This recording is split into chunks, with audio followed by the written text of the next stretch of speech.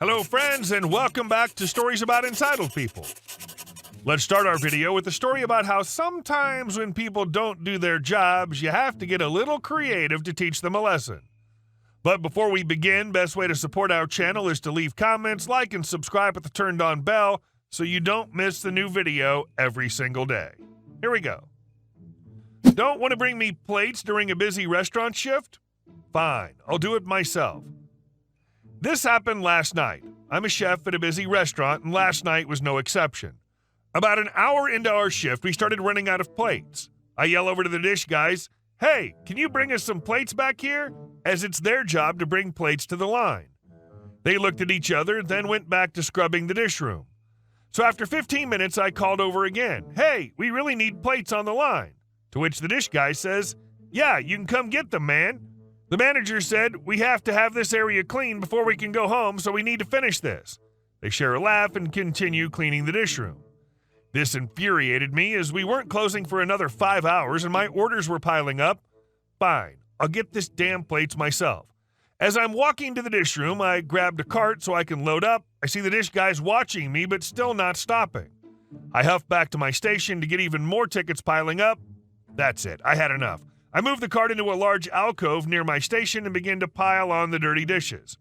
For the rest of the night, every single dirty plate, utensil, grill weight, pan, skillet, everything. On the cart, I occasionally check in with the dish guys as I'm getting more plates since they still won't bring them. And they're making remarkable progress and are so invested in getting out of work on time, they didn't realize they haven't had to do too many dishes. Only the ones the servers have been bringing them.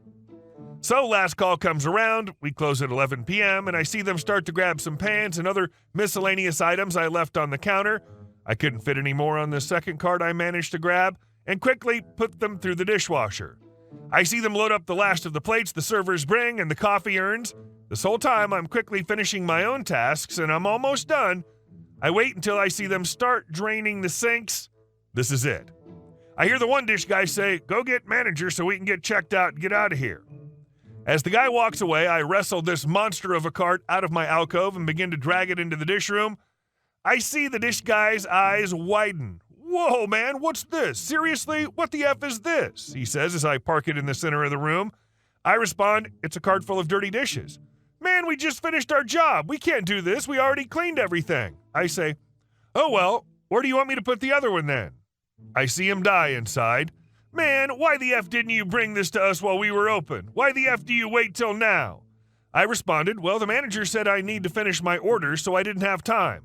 You could have come and gotten it, though, because it's your damn job."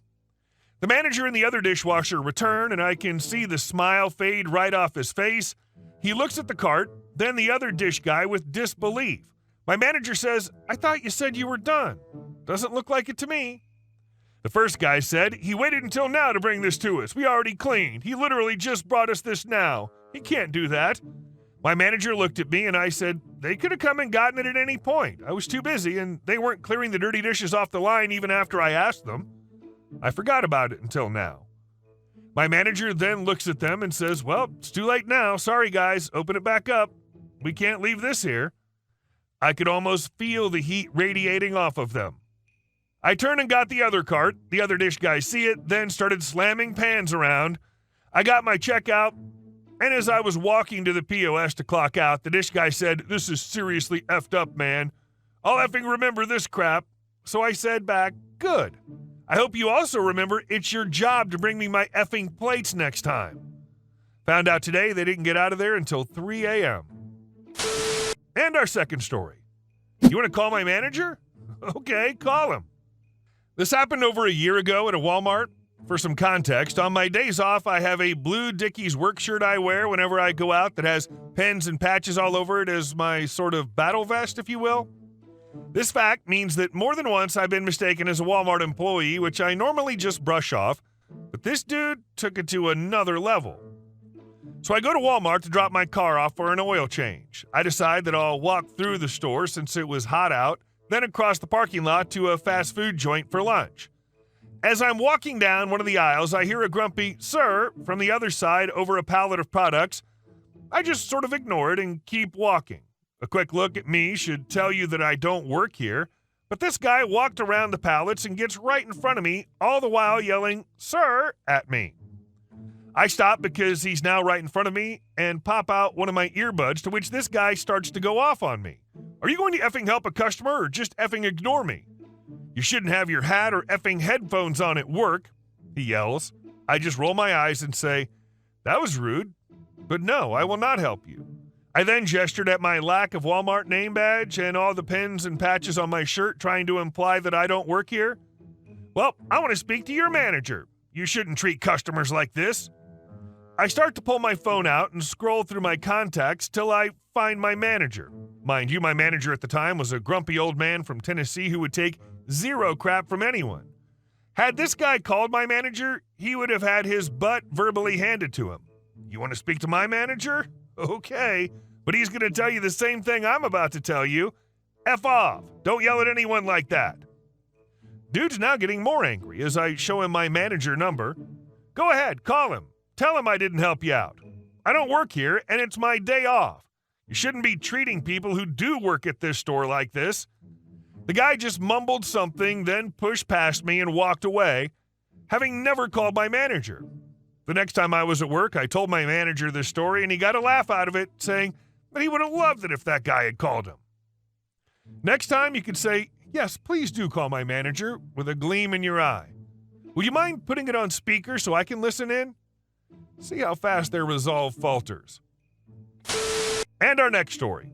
I'll steal your power supply. My company is one of many that works for a government agency. There are like 10 to 20 different projects, each with their own team, so I don't know most of these people. Access to our UAT and prod environment are done through terminals specifically set up in rooms. There's around 20 in UAT and 40 in prod, and demand for terminals is pretty high. It's first come, first serve, so basically by 9 a.m. every terminal will be in use or reserved by people leaving their bags or laptops there. Also, there's a scarcity of power sockets, so like terminals, they get taken up quickly. It's not a big issue, but it sucks when your laptop dies and you need a charge. The worst offenders are people who just permanently leave something to reserve a terminal. They leave a jacket on the chair or a water bottle on the terminal, like as if it's their own office. Officially, you're not supposed to do this, but people do it anyway. So one such person has pretty much dominated a terminal as her own. Got a jacket on the chair, got a water bottle on the terminal, even has her own laptop charger just left there. One day I was using a different terminal but needed to charge my laptop. She wasn't around, so the terminal was unused and her charger was just taking up a socket, not charging a laptop. So I unplugged her charger, coiled it nicely, and put it on her terminal and plugged in my laptop charger, and I went for lunch. I come back and I find my laptop unplugged and her charger plugged back into the socket. And that just really pissed me off. It's not your socket to rightfully reclaim. You had no right to unplug me when I was using it first, and now my laptop is flat. I'd like to say I had some grand scheme for revenge or something like that, but it was simple. Just wait until the workday ended and people started leaving. After she left, I just unplugged her charger and took it home. Guess who has a new Dell high-power USB-C charger at home? I didn't even know my phone had a super fast charging option. And our next story. Neighbors complain about property values. My boyfriend and I rent a small house. He doesn't have a car, and I have a gray 2002 Camry with a slightly crumpled back from an accident, but it's still legal, a long rusting scratch down the side from another car hitting it while it was parked, and a front right panel that's a different shade of gray due to yet another accident. I replaced the part with one from a junkyard, and that was the closest color I could find. We've also decorated the car with a lot of bumper stickers from places we've traveled, gone snowboarding and backpacking, memories we've made together. We have bright blue seat covers to make cleaning easier, since we do a lot of outdoorsy stuff and often track mud and sand into the car. We're not worried about resale value because we plan on driving the car until it no longer runs.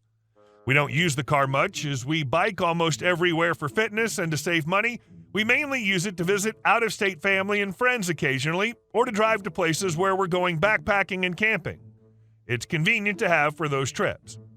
We use our garage for projects and have set it up as a mini wood shop because we both enjoy woodworking and hobby projects. We've got some big power tools in there, leaving no room for a car.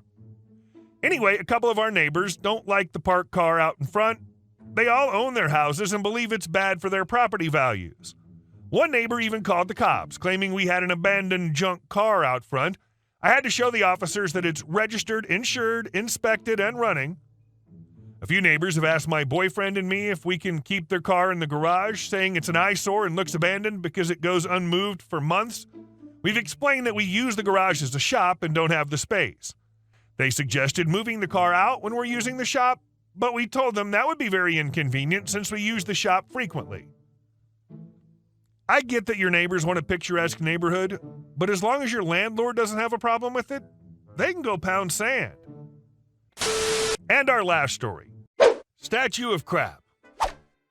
So there was this huge mansion next to my house. The guy living there was a total jerk, dumb as a rock, spoiled rich kid who thought the world owed him everything. I got my house from my grandma, who lived here with my grandpa for 48 years, and then 5 more on her own. Our family was super close, but the current economic situation means we have to live in different cities to make a good living. But we always came back and gathered at Grandma's house for Christmas and Thanksgiving. We try to keep that tradition even after she passed. When she died, her savings went to my brother and the house went to me. During Corona, when offices realized that a guy writing code doesn't need to be physically present, I moved into this house. By that time, the neighbor's mansion had been there for over 7 years.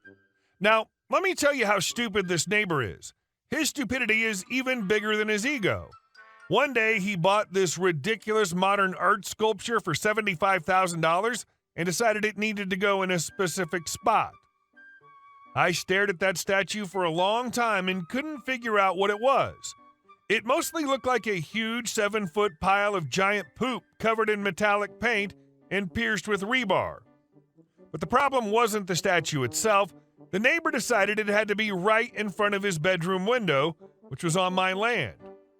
And what was even weirder, he claimed that land was his. And if I didn't let him put the giant poop statue in front of my house, he'd call surveyors and sue me for part of my land. But let's back up a bit.